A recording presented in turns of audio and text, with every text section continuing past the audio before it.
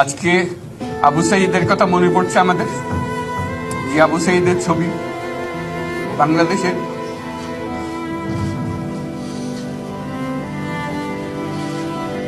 প্রতিটি মানুষের মনে গেঁথে আছে, এটা কেউ ভুলতে পারবে না। কি অবিশ্বাস্য একটা সাহসী যুবক,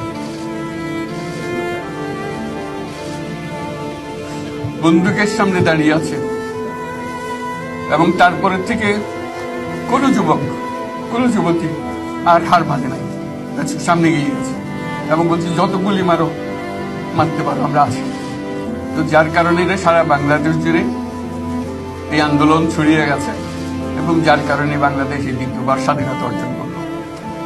এই স্বাধীনতাটা আমাদেরকে রক্ষা করতেই হবে, শুধু রক্ষা করা নয়, এই স্বাধীনতার সুফল প্রতিটি মানুষের ঘরে পৌঁছাতে হবে, তা না হলে স্বাধীনতার কোনো দাম